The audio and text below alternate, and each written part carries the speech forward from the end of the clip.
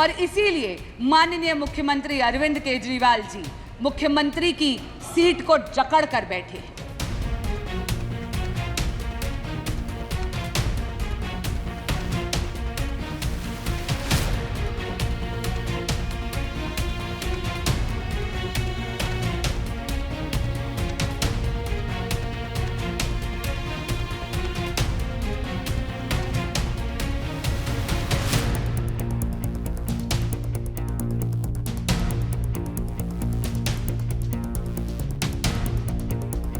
पहले के कानून ब्रिटिश राज की गुलामी की बेड़ियां थे जो हमारी न्याय प्रणाली को जकड़े हुए थे।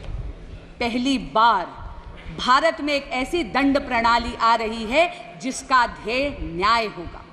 क्योंकि अध्यक्ष जी, जब कोई ऐसा कानून विलायती हुकूमत बनाती है तो उसका उद्देश्य न्याय नहीं होता, उसका उद्देश्य दमन होता है, क्योंकि वो चाहती है कि उसके हुकूमत बरकरार रहे। लेकिन पहली बार देश में भारतीय दंड प्रणाली आएगी जिसका ध्येय न्याय होगा, न्याय को प्राथमिकता देगी। और हमारे यहाँ कहते हैं justice delayed is justice denied.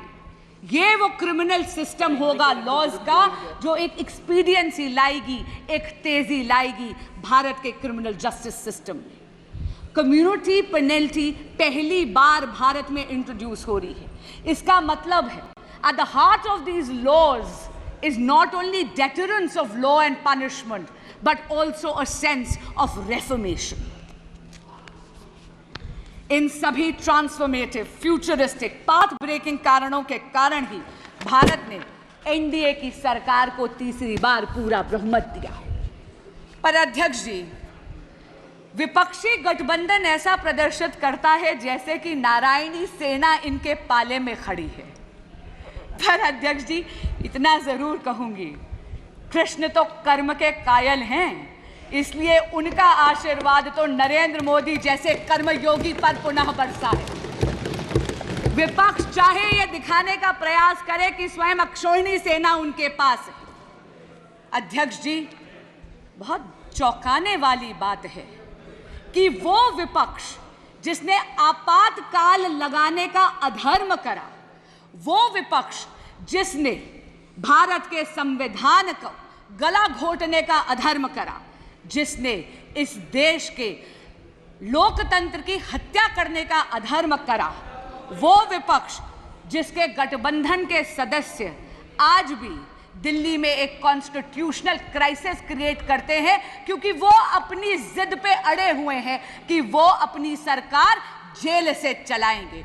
क्यों? क्योंकि वो सत्ता के मोह में मदमस्त हैं और दिल्ली उनके इस मोह से त्रस्त है। अध्यक्ष जी, बड़ी अजीब बात है, दिल्ली आज पानी के लिए तरस रही थी, एक बारिश हो गई तो पानी से त्रस्त हो गई। लेकिन ऐसा लगता है कि विपक्षी गठबंधन में या आम आदमी पार्टी में एक आपातकाल और एक अकाल पड़ा हुआ है कॉम्पिटेंस का और टैलेंट का। और इसीलिए माननीय मुख्यमंत्री अरविंद केजरीवाल जी मुख्यमंत्री की सीट को जकड़ कर बैठे हैं। मैं पूछना चाहती हूं, ऐसा विपक्ष जो पॉलिसी पैरालिसिस का अधर्म करता है, जो लैक ऑफ गवर्नेंस का अधर्म करता है, वो धर्म की बात कर कर इस सदन में कैसे आड़े आ सकता है जब ये सदन इमरजेंसी की रेजोल्यूशन पास करना चाहता है, इमरजेंसी का खंडन करते हुए।